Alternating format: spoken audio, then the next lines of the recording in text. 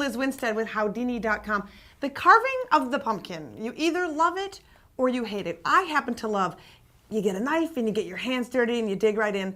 Other people are completely freaked out by it. But my friend Bruce Littlefield is here to walk you through pumpkin carving, so at least you will like it a little bit. I can't wait to see you reach your hands in these pumpkins. I know, I'm telling you, it's awesome. Oh gosh, well I picked these pumpkins up at a local patch. I think that's one of the fun things about Halloween is to go out to a farm patch and actually get your pumpkins. But you can also, of course, get them in the grocery store. I look for a nice big plump round one, good orange color, and you know, when you see things like that, you want to steer clear or find that, make sure that you have a spot on them that can accommodate the face. Okay, so let's dive into one. What do you say? All right. So you take your pumpkin, and I like to figure out which side which the face is going to go on. So maybe we'll use this side. And then what I do is I draw out my pattern on a piece of paper.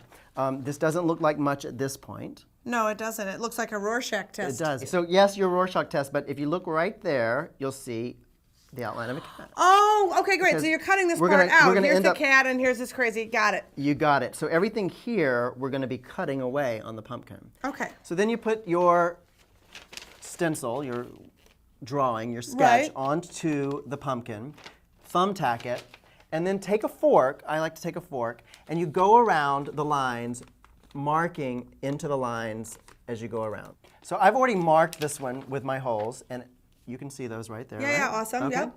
Now the next thing is the cutting of the lid. Go in on an angle because the lid is going to have to not fall through. Right. Okay? So, oh wow, it's a very moist pumpkin. Okay. So make your lines as such. Okay. Let's keep going here. You know, it's funny, they always told us to do a round, which was so hard when you can just do a square and who would know? Who knows? All right.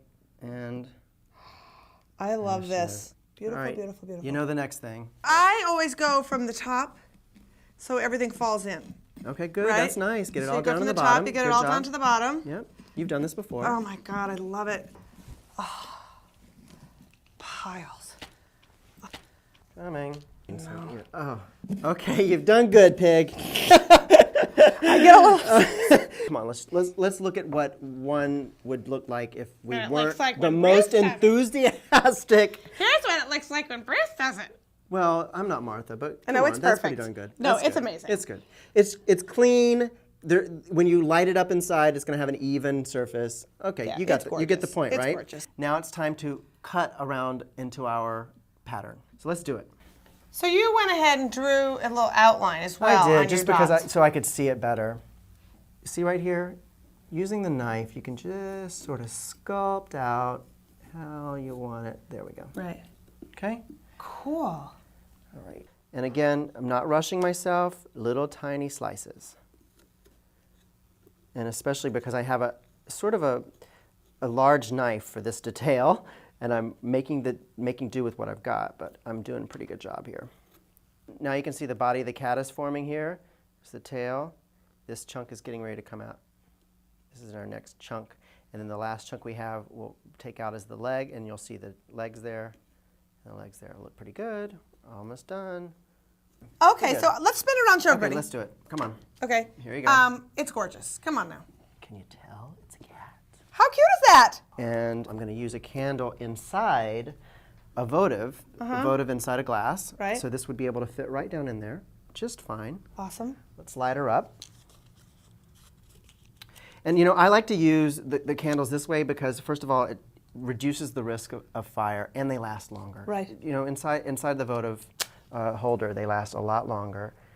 Now, how cool does that look? Glowy, glowy candle. How do we get? It's amazing. Okay, so talk to us about how long this pumpkin should stick around before the whole funk rot starts. Well, a pumpkin can really last about a week once it's cut. But once you cut it, it's going to actually start getting a little wilted inside. Think of a piece of fruit left on the counter.